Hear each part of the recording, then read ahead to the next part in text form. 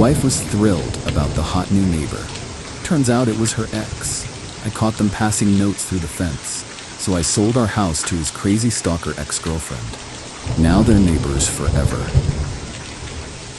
Original post I-35 male honestly should have seen this coming.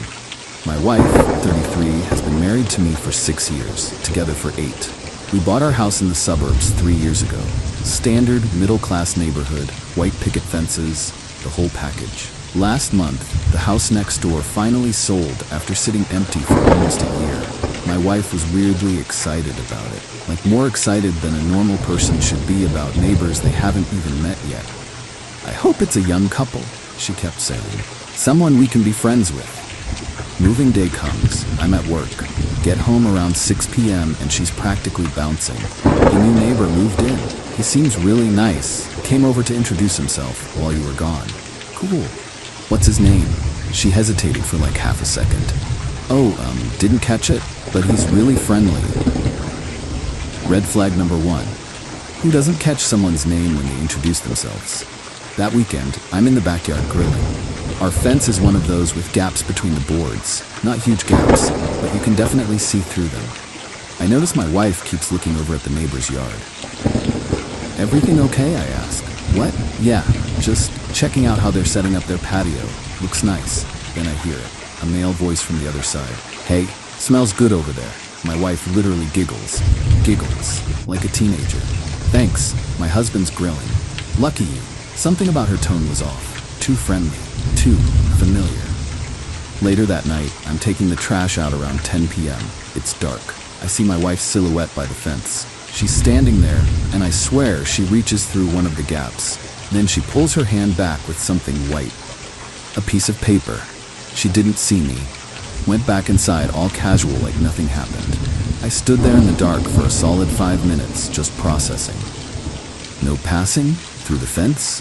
Are we in middle school? Didn't say anything that night. Needed to think. Next day, I'm working from home. Around 2 p.m., I see her go outside with her coffee. She's by the fence again, looking around first, real subtle.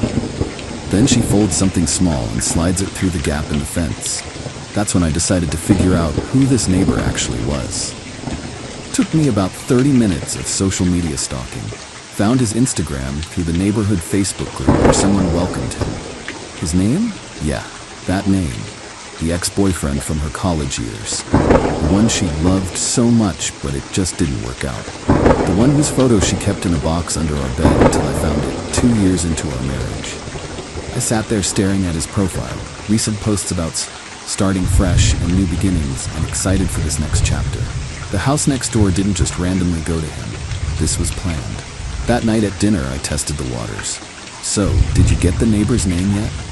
Oh, yeah, it's Derek or David? Something with a D. His name starts with a T. She looked me right in the eyes and lied. I smiled.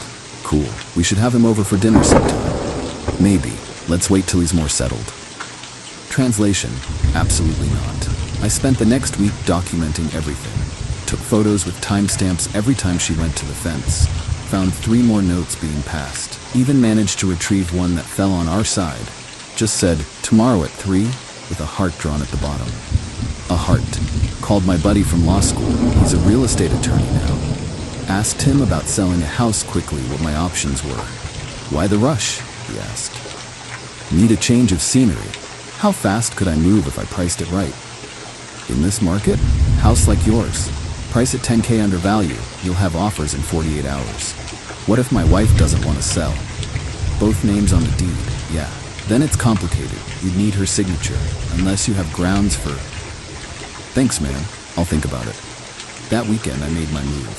Saturday morning, coffee on the patio. My wife's inside getting ready for her yoga class. Yeah, right? I walked over to the fence, knocked on one of the boards. Hey, neighbor, got a minute? He came out. Tall, fit, stupid, perfect hair. Exactly like his Instagram. Oh hey, you must be the husband. That's me, I smiled. Extended my hand through the fence gap for a handshake. He took it.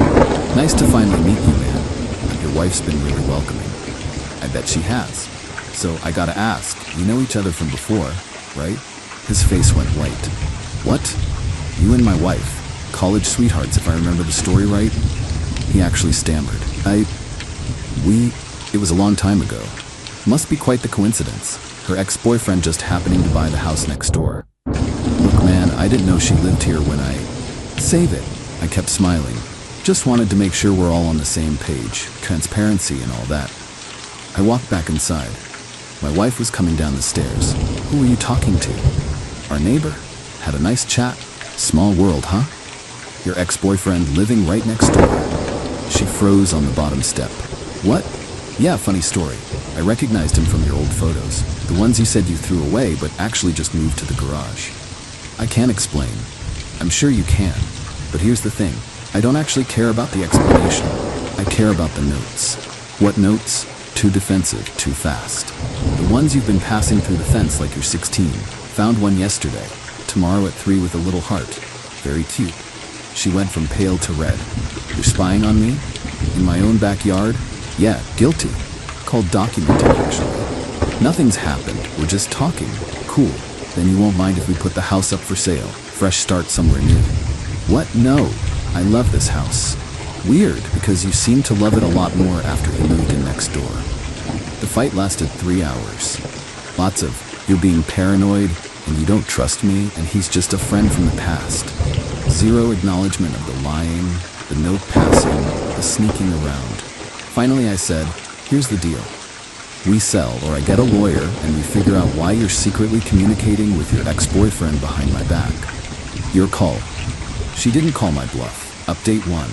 2 weeks later, the entitlement really kicked in once the for sale sign went up. My wife tried everything, sobbing about how I was forcing her from her dream home, calling me controlling, telling her mother I was financially abusing her by making her move. Her mom actually called me. You can't just uproot her life like this. I can actually. It's my house too. If she wants to stay, she can buy out my half. Silence, because we both knew she couldn't afford that. Her friends started calling. The entitled suburban mom brigade came out in force. She's so upset. You're being unreasonable. All marriages have rough patches. I started responding with, would you be okay with your husband secretly passing notes with his ex-girlfriend who just happened to move in next door?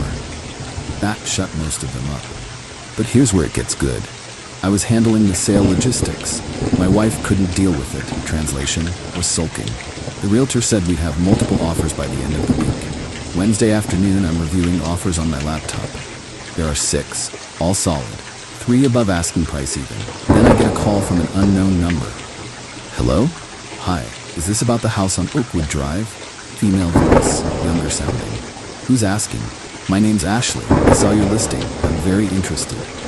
Great. Did you submit an offer through the realtor? Not yet. I wanted to talk to you first. I have some questions about the neighborhood. Something in her tone made me pause. Okay, what questions? Well, I noticed the house next door recently sold. Do you know anything about that neighbor? Why does that matter? It matters a lot to me, actually. The owner, is his name Tyler? Bingo. The ex-boyfriend. Yeah, you know him? Long pause. You could say that. We dated for 3 years. He moved here without telling me. Blocked me on everything. I've been trying to find him. I sat up straighter. Go on. Look, I know how this sounds, but I need to be near him. We had something real. He just got scared of commitment. I know if we're in the same place again, he'll remember what we had. Red flags everywhere, but also an opportunity. So you want to buy my house to be near your ex-boyfriend? I want to buy your house because it's in a nice neighborhood and happens to be next door to someone I care about. The rationalization of a stalker. Noted. What's your budget? I can go up to asking price. Cash offer. No inspection. Close in 2 weeks. Cash. No inspection. 2 weeks. Ashley, can I call you back in an hour? Sure. I hung up and did what any reasonable person would do. I Facebook stalked her. Ashley's profile was a lot. Photos of her and Tyler going back years. But here's the thing. They stopped 2 years ago on his side. Her side, she was still posting couple photos up until 3 months ago. Old photos, but captioned like they were current. Miss my babe, with a pic from 2022. Her friend's comments, girl, you need to move on, and this isn't healthy. One post from 6 months ago. Sometimes love means giving someone space even when it hurts. He'll come back. They always do. Big yikes. But Tyler moved across the country to get away from her. and now she'd found him. I called her back. Ashley, I need to be straight with you. Are you planning to use this house to be close to your ex? I just want to live my life. If he happens to be nearby, that's fate. He might not see it that way. That's between me and him. I thought about my wife, the note passing, the lying, the fact that she clearly wanted Tyler close by. Okay, here's what I'll do. You submit a cash offer at asking price. I'll accept it.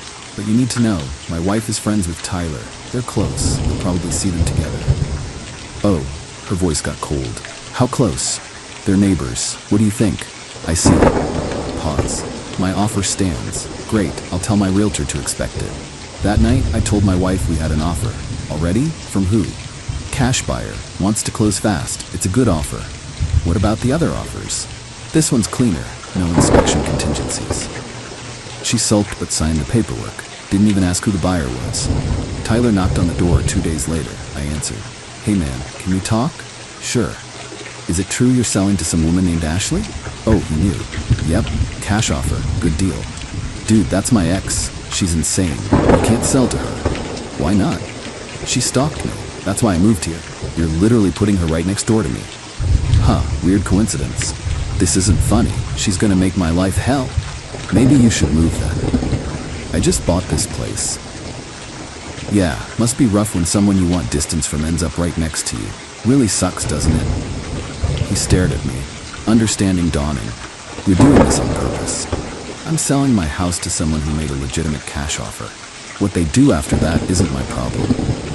Your wife doesn't get a vote. She wanted to stay in this neighborhood so bad. She can stay, just not in my house. She'll be in the apartment we're renting until the divorce is final. Still in the same school district, though. She'll love that. He went pale. Divorce? Oh yeah, didn't she mention? I filed last week. Turns out secret note passing with your ex is grounds for irreconcilable differences. Who knew? We didn't do anything. Cool. Tell it to the judge. Oh, and Tyler? You're gonna want to invest in some good privacy curtains. Ashley seems very dedicated to your relationship. I closed the door on his shocked face. Update 2. 1 month later. Closing day was beautiful. Ashley showed up in person, checkbook ready.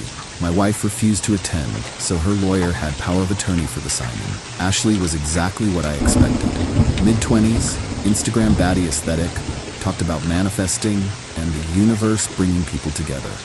I'm so excited, she said. This house has such good energy. Sure does. Your neighbor's a real stand-up guy too. Oh, I know. We have so much history together. After signing, she asked, so you and your wife are really divorcing? Yep. Because of Tyler, because of lies. Tyler was just the catalyst. Well, for what it's worth, you're making the right choice. If someone wants to be with their ex that badly, they should be together. Let them deal with the reality of it. Smart girl, despite the stalker vibes. The divorce was moving forward. My wife tried to claim emotional distress. Her lawyer argued I forced the sale. My lawyer presented the documented notes, the Facebook messages I'd subpoenaed. Oh yeah, they'd been messaging too, nothing explicit, but definitely inappropriate, and her own admission that she'd been in contact with Tyler. Judge was not sympathetic. Ma'am, your husband sold jointly owned property. You signed the paperwork. The fact that you don't like the buyer is irrelevant. She got the apartment I'd been paying for during the separation, her car, and her personal stuff. I got the proceeds from the house sale, minus her portion of equity, which after the mortgage wasn't much. And my retirement accounts stayed untouched since we'd kept those separate. Could have been worse. Could have been better. But it was done. The real entertainment came from the neighborhood Facebook group. Tyler made a post. Does anyone know the new owner address? She's been leaving gifts on my porch and I haven't ordered anything. Comments poured in. That's so sweet, a friendly neighbor. Maybe it's a welcome gesture? Then Ashley commented, just trying to be neighborly. Hope you like the cookies. Someone else. Wait, do you two know each other? Ashley, we go way back. So excited to reconnect. Tyler didn't respond after that. 2 weeks later, another post from Tyler. Serious question. What are the rules about security cameras pointing at neighboring property? The comments were split between, why do you need cameras? And everyone has the right to security. Ashley commented, I'm installing cameras too, for safety. Can never be too careful. I was watching this unfold from my new apartment across town at the world's most satisfying reality show. My wife finally figured out who Ashley was when she saw her in the neighborhood. Called me immediately. Did you know who you sold to? Yep. She's his stalker ex. I'm aware. She's crazy. She knocked on my apartment door asking about Tyler, asked if we were dating. Would you tell her? I told her to leave me alone. This is your fault. Actually, it's your fault for lying about whom you moved in next door and passing him secret notes like a teenager. But sure, blame me. She's gonna ruin everything. Everything was already ruined. I just rearranged the pieces. I can't believe you did this. I can't believe you thought I'd just let you have your cake and eat it too. She hung up on me. Last week, I got added to a group chat. Tyler, my wife, and 3 other neighborhood people. Tyler had created it as an emergency neighborhood watch, but it was really a "what do we do about Ashley" chat. Tyler, she's in her yard every time I'm outside. Every single time. My wife, she asks me questions about you constantly. Where you work, what time you come home, if you're seeing anyone. I've called the cops twice. They say she's not technically doing anything illegal. Someone else, have you tried talking to her? Yes, she acts like we're still together. Says we're working through things. My wife, can't you get a restraining order? Tried. Not enough evidence yet. She has to actually threaten me or trespass. I watched the chat in real time, making popcorn. Didn't contribute, just watched. Then came my favorite part. Tyler posted in the neighborhood group, "I'm selling my house. If anyone's interested or knows someone looking, please DM me. Willing to negotiate on price for a quick sale." Ashley commented immediately, "Why are you selling? I just moved here. I need a change." But we just reconnected. The universe brought us back together. We're not together, Ashley. We broke up years ago. We're taking a break. That's different. The comment thread was deleted by the admin within minutes, but screenshots lived forever. My ex-wife called again. He's moving because of what you did. He's moving because someone who wouldn't respect his boundaries found him. Not my problem. I hate you. You made your choice when you started passing notes. I just made sure you got exactly what you wanted. Tyler close by. Forever. In the same neighborhood. Living in that crappy apartment you insisted you needed to stay in the same school district for. Enjoy. Final update. 3 months later, Tyler didn't move. Turns out selling a house you just bought for less than you paid sucks. He was stuck. Listed it at $20K below what he paid. Still no takers because everyone in the neighborhood knew about the situation. Ashley's still there. Posted on Instagram last week. Sometimes love requires patience. Every day closer to him is a gift from the universe. The comments are all concerned friends telling her to move on. She responds with heart emojis. My ex-wife, still in the apartment. Her lease is up in 2 months. She's been looking at places, but everything's either too expensive or too far from her job. Here's the thing though, she started dating Tyler. Finally, officially. Got confirmed through mutual friends. They're actually together now. Started about 6 weeks ago. The notes through the fence became actual dates once I was out of the picture. You'd think that's what I feared, right? That they'd end up together and be happy, and I'd be the chump who lost? Nah, because they can't go anywhere in the neighborhood without running into Ashley.